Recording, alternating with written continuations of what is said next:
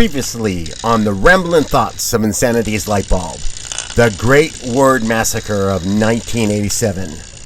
Little Stevie de Laurier banned the words fart, pee, pus, number 1 and number 2, and yes, the word moist. And now, things are about to get a whole lot worse. The Rambling Thoughts of Insanity's Lightbulb. Eventually, Mom and Graham got used to Steve's new word choices, mostly because he insisted on holding what he called, crank and piddle conferences right before going to the bathroom. It was like he was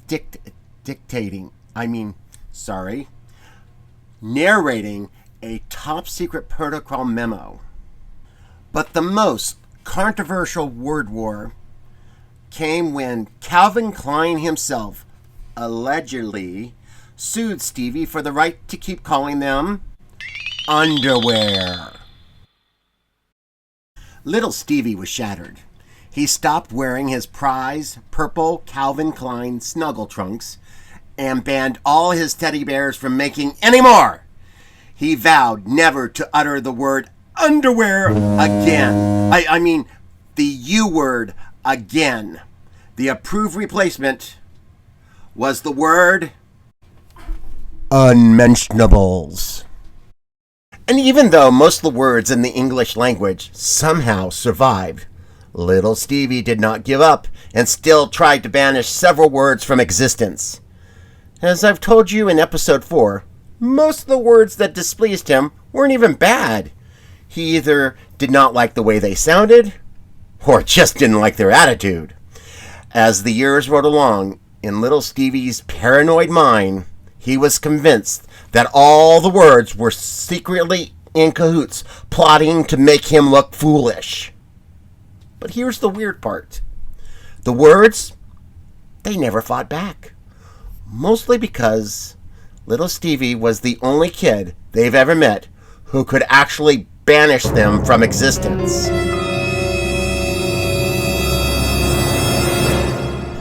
I know what you're all asking yourself. How did little Stevie get like this?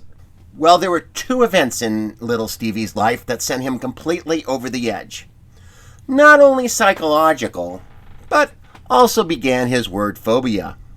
The first was during one hot, humid Maryland summer, when our septic tank went belly up and our family didn't have enough money to fix it. So Graham lined the toilet, the porcelain throne of shame, with a black plastic trash bag. Now imagine poor Stevie having to bag his own piddle and cranks. I've never seen anyone cry so hard while holding a twist tie. It was the moment he truly lost his innocence and developed an emotional attachment to indoor plumbing. I gotta use the men's room. But in Stevie's long, bitter war with words came to its final showdown in 1987. It all started with a girl, Tina. A girl he met at the Dover skating rink. Beautiful, radiant, totally unaware of the word war that was about to happen. As usual, Mom and Graham were running late to pick little Stevie up from the skating rink. Tina casually, innocently made a suggestion. Hey, do you want to walk with me over to the A&P? And in that moment, little Stevie didn't know it yet, but that sentence would change his life forever. We're in trouble now, huh? The minute they entered the A&P, they turned a corner, and that's when it happened. They walked straight into the one aisle that every teenage boy fears. Feminine hygiene products. The long, never-ending aisle. The forbidden aisle. Little Stevie began to pray to the romance gods from the Church of the Holy Material Girl, which little Stevie was an unorthodox but active member of. Not officially recognized by Chuckle Chuckle, but it had a killer soundtrack.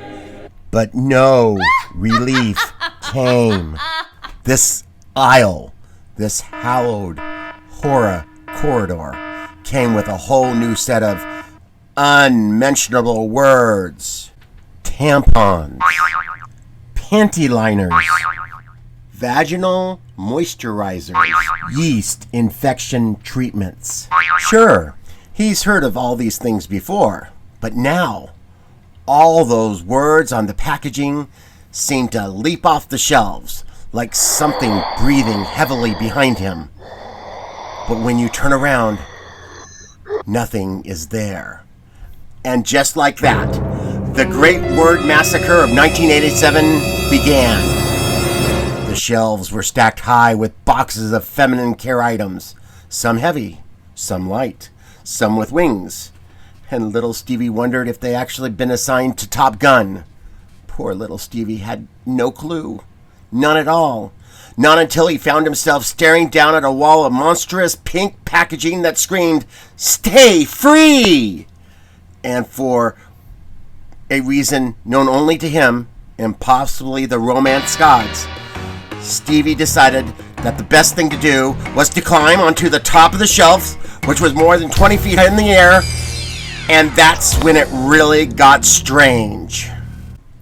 Suddenly, those fluffy white pads with wings, half covered with frilly designs, seemed to come alive.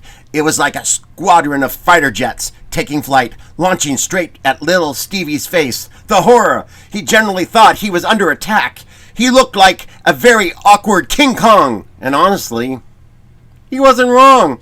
His first thought that popped into his twitchy brain that was riddled with acute word sensitivity disorder was that maybe, just maybe, if he renamed the offending words, he'd be okay. Then he muttered something about sanitary napkins. Then his eyes widened. He thought about me, his older brother, mistaking them for actual napkins and placing the fork, the knife, and the spoon right on top of them at Thanksgiving dinner. I'd like to take a time out right here and let you know that my family honestly does not talk about the Thanksgiving of 1987 anymore. But no one could deny it was a very absorbent holiday. Can't you get anything right? From the floor of the A&P, Tina was completely unfazed by what was going on. She had been training for this moment ever since she was 12. Little Stevie was thinking that he was in the middle of the weirdest pillow fight he had ever had, and swore that he'd never, ever go shopping for top secret girl gear again. You're magnificent. When little Stevie finally returned to his home and trap on a hot August night, Stevie, his mom and grandmother, and his older brother were standing in the driveway, swatting mosquitoes and sipping from a 2-liter bottle of Lifesaver soda, when little Stevie stood up like a wounded, word-hating gazelle on high alert and tried to think of the exact moment these female products were weaponized against adolescent males. But I'm not sure if he was able to find out the answer. I can't. But I do know this. I just can't go. Little Stevie de Laurier was forever changed. And so began what history would come to know as the Great Vocabulary Purge of 1987. Stay tuned, because next time on the Rambling Thoughts of Insanity's Light Bulb, we take on me.